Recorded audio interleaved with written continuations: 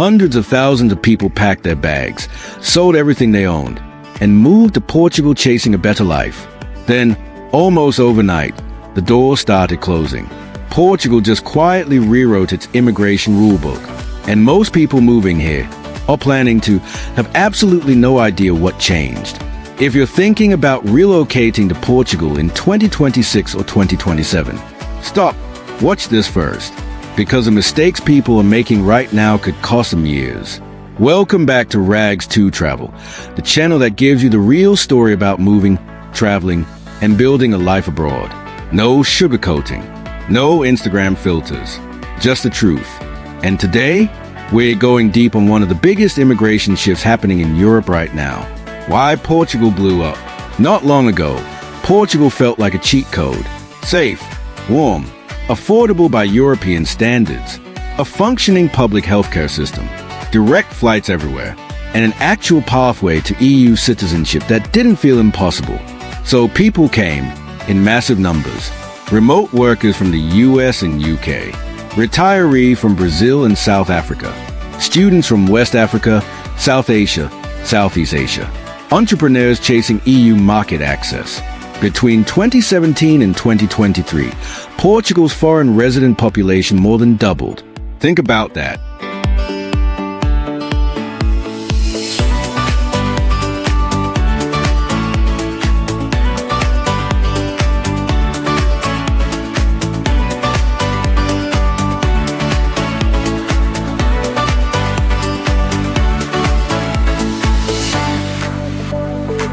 And now, the government is pulling back. Hard. But here's what makes the story complicated, and why it matters to you, is that this isn't just a political story. It's a human one, and it's about to affect millions of people who are already here, and millions more who are planning to come. Let's break it down. Change number one, the door that just closed. For years, Portugal had what many called a backdoor into Europe. You could fly in on a tourist visa, find work, often in hospitality, construction, agriculture, or logistics, contribute to social security, and eventually regularize your stay through a process called the Manifestation of Interest. It wasn't perfect. It was slow. The paperwork was brutal, but it worked. And for hundreds of thousands of people, it was a genuine lifeline. That pathway, it's gone.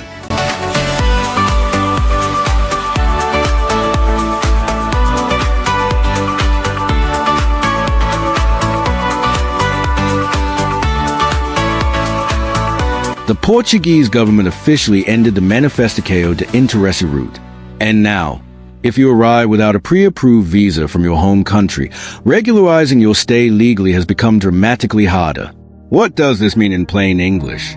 If you land in Lisbon thinking you'll figure it out once you're here, you are gambling with your future. The message from the government is clear. Get your paperwork right before you board that plane, not after. And for the businesses that spent years building their workforce on immigrant labor, they are starting to feel the pinch. Restaurants, farms, construction sites, care homes, these sectors are already reporting shortages. The question nobody has answered yet, who fills those gaps? Change number two, family separation. This one hits differently. Under the new rules, many immigrants must now complete 2 full years of legal residence before they are allowed to bring their family to Portugal. 2 years, alone, in a foreign country, while your children grow up somewhere else. For skilled workers, researchers, and highly qualified professionals, there are exceptions. But for the average immigrant, a worker who came here to build something better for their family, this is an enormous emotional and financial burden. And research consistently shows this. When immigrants are separated from their families, mental health suffers, productivity drops, integration slows. The irony is that Portugal wants immigrants to integrate, to learn the language, to become part of communities, to build roots. But integration is genuinely harder when you're doing it alone. For international companies trying to relocate talent here, this is now a real sticking point. Try convincing a senior engineer to uproot their life if their family has to wait 2 years to join them. Compare that to Germany, or the Netherlands, or Canada. The competition for global talent is fierce, and family-friendly immigration policy is increasingly the deciding factor. Change number 3. Citizenship just got further away. Here's one most people aren't talking about yet, but they will be. Portugal are considering extending the waiting period for citizenship eligibility. We're talking a potential move from 5 years up to 7, or even 10, depending on your nationality. Now, some of you might be thinking, so what? It's just a passport. But it's not just a passport. For an immigrant, citizenship is stability. It's the right to stay without fear. It's the ability to sponsor your children. It's freedom of movement across the entire European Union. It's the end of a decade of paperwork and uncertainty. Push that 10 years away, and you change the entire calculation of whether Portugal is worth committing to. And that matters, because the immigrants who plant roots, start businesses, raise children, and pay taxes for decades are the exact people Portugal's aging economy needs. We rise, we fly, no limits, no fear. Stamp on the passport, yeah. If Portugal keeps moving the goalposts, those people might choose somewhere else. Change number 4, the AIMA backlog nobody warned you about. Let me tell you about a problem that doesn't make the headline, but ruins lives.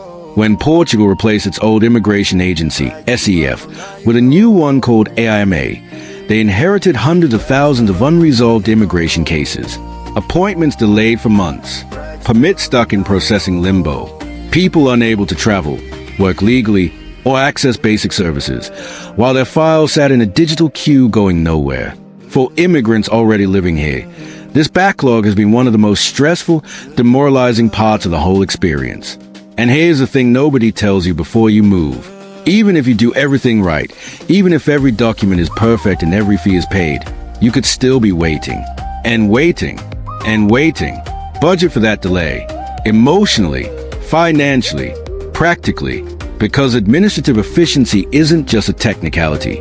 For a real person waiting for a biometric appointment to live their life, it's everything.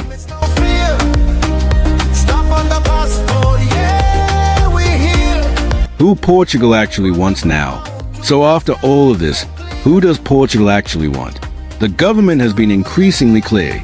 They want tech workers, AI specialists, data scientists, researchers, entrepreneurs, international students linked to universities, healthcare professionals, renewable energy experts. Lisbon and Porto have genuinely become serious startup hubs. The tech ecosystem is real. The investment is flowing. The talent pool is growing. And if you fit that profile, Portugal still has a compelling offer. Quality of life, lower cost of living compared to London or Amsterdam, a growing network of innovative companies, and access to the entire EU market.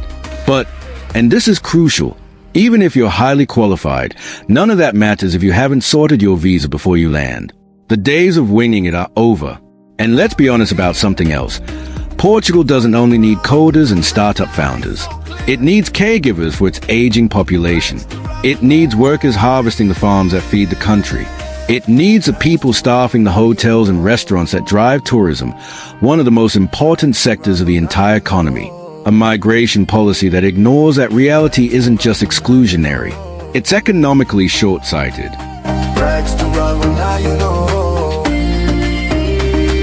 What this means for students, retirees and remote workers. Let's talk about 3 specific groups, because the story is different for each. Students. Portugal is still one of the most affordable study destinations in Western Europe. Tuition is relatively low. English language programs are expanding. And for students from Africa, Latin America, and Asia, the Schengen access alone is life-changing. But the most important advice right now, get your student visa from home. Arrive legally. Keep your documents updated religiously. And start learning Portuguese, not just because it helps with integration, but because it opens doors that stay closed otherwise. Retirees. Portugal's climate, safety record, and coastal lifestyle still make it one of the most desirable retirement destinations on Earth. If you have a stable income and proper documentation, the fundamentals haven't changed. What has changed? Housing is no longer cheap in the major cities. Administrative delays are real. And the era of passive expat living, staying in a bubble and never engaging with local life, is becoming less sustainable both culturally and practically.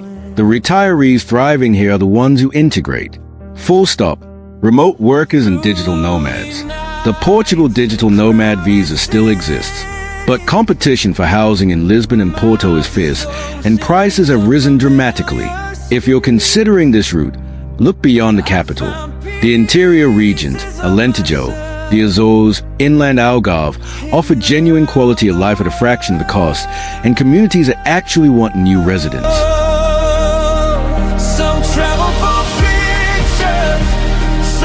The big picture, Portugal at a crossroads. Here's the tension at the heart of all of this, and it's one Portugal's government hasn't fully resolved. Portugal has an aging population. Its birth rate is one of the lowest in Europe. Tens of thousands of young Portuguese professionals emigrate every year looking for better salaries abroad. Without immigration, entire regions of the country depopulate. Social security systems strain under the weight of an elderly population without enough young workers paying in. Immigrants don't just add cultural color. They pay taxes. They fill jobs that would otherwise go empty. They start businesses. They raise children who become Portuguese. Portugal needs immigration to survive economically. That is not an opinion. It's a demographic reality. And yet the current direction is toward restriction, selectivity, and control. Both things can be true at once. A country can need stronger administrative systems and maintain its human commitment to genuine migrants. These aren't opposites. The question is whether Portugal's leadership understands that balance and whether they can execute it.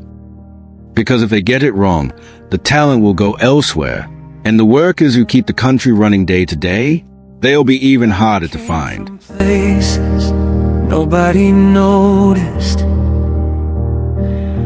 Portugal is still one of the most beautiful, livable countries in Europe. The food, the light, the warmth, not just the climate, but the people. But the version of Portugal that welcomed everyone with open arms and minimal paperwork, that version is being replaced by something more selective, more structured, more demanding. That doesn't mean opportunity is gone.